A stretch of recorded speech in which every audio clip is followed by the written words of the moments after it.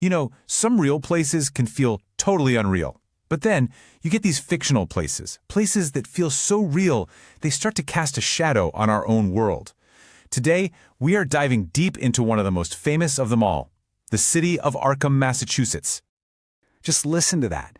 H.P. Lovecraft didn't just need a few words to paint a picture. He could create an entire atmosphere. I mean, that one sentence, it tells you everything. This is a town that's just steeped in dread, where the buildings themselves seem to be watching you, just waiting. And that's the key thing to understand here. In Lovecraft's universe, Arkham isn't just a background, it's not just a stage for spooky stuff to happen. The town itself is a character. It's this ancient, brooding thing whose dark history is the very source of the horror. So what is it that makes Arkham feel so unsettlingly real? It really comes down to the details. The specific, repeating things Lovecraft kept using to build its personality, story after story. He's always talking about these gambrel roofs. That's a very specific type of colonial architecture, you know. He mentions them again and again until they just become synonymous with old secrets. The town isn't just old. He says its streets are sentient, like they're alive with the past. And it's not just haunted in some vague way. It's a place where kids disappearing is, well, an expected part of the calendar. By hammering these details home, he creates this powerful, inescapable sense of place.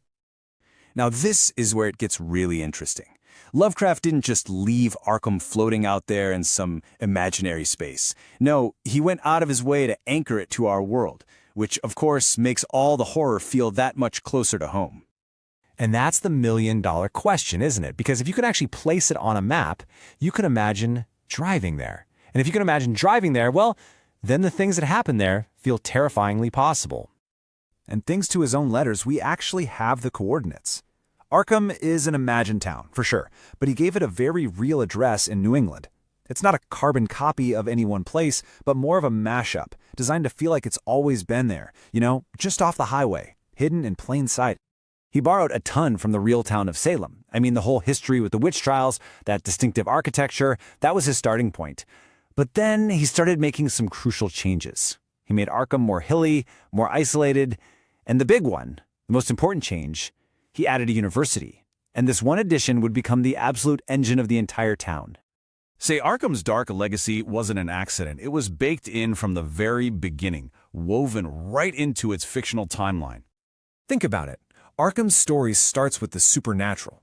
Its very first settlers, back in 1692, are supposedly witches and wizards running away from the Salem trials.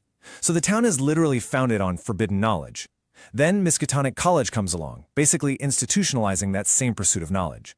And then you have stuff like the 1905 typhoid outbreak, which adds this layer of real-world tragedy that makes the whole cursed history feel so much more real.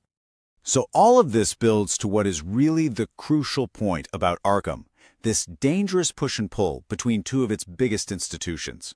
They basically represent the only two outcomes for anyone who lives in this city: enlightenment or complete madness.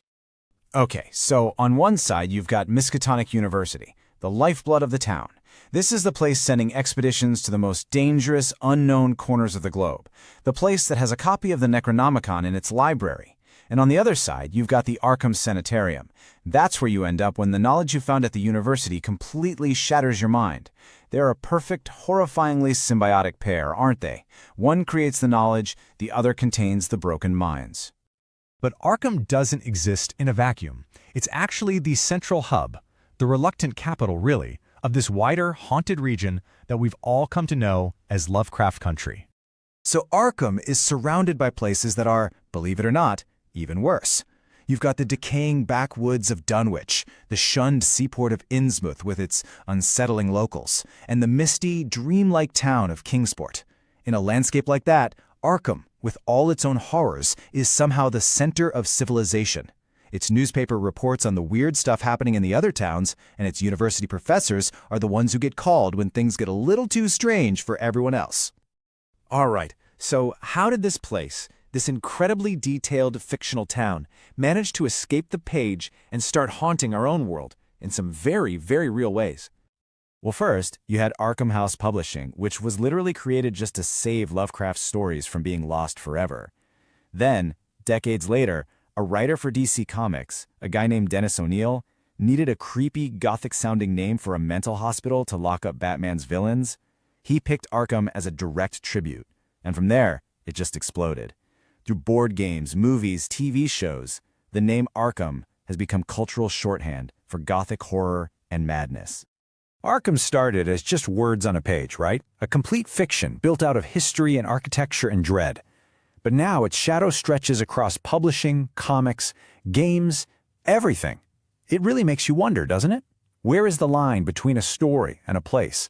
And how much detail does it take for a city that never was to feel more real than the town right next door?